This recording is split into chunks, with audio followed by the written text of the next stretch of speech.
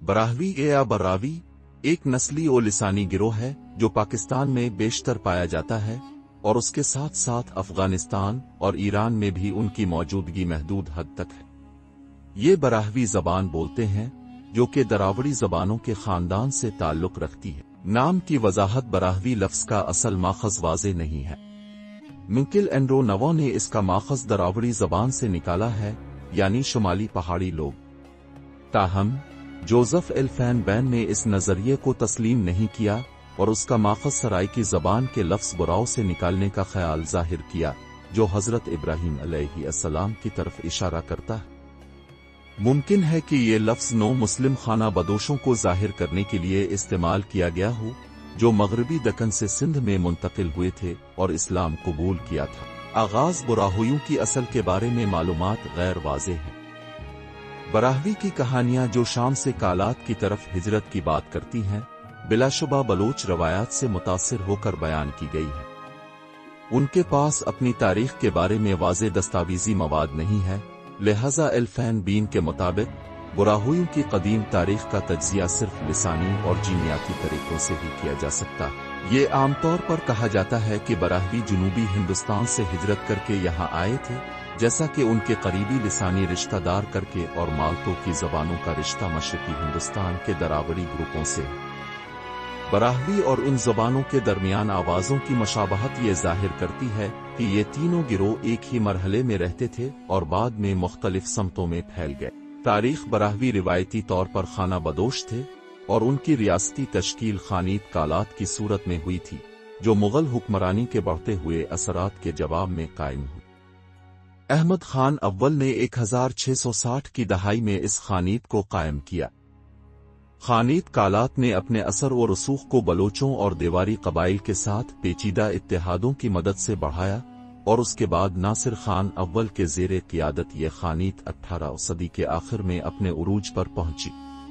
تاہم برطانوی استعمار اور فارس کے ساتھ سرحدی جنگوں نے کالات کو ایک غیر سرکاری سرپرست کا درجہ دے دیا، اور 1947 میں پاکستان کے قیام کے بعد خانیت کو پاکستان میں ضم کر لیا گیا۔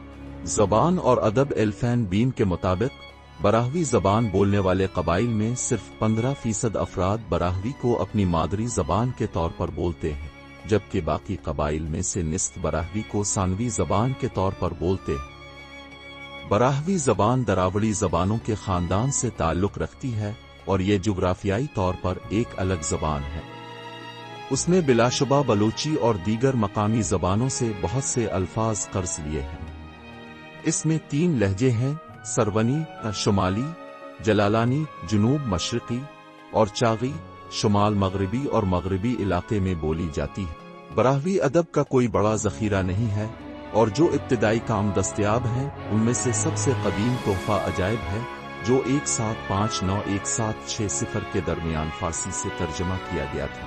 جغرافیائی تقسیم پاکستان میں براہویوں کی بیشتر آبادی براہوستان کہلانے والے علاقے میں آباد ہے، جو کوئٹہ سے لے کر مستونگ، کالات، نوشکی اور لاس بیلا تک پھیلا ہوا ہے۔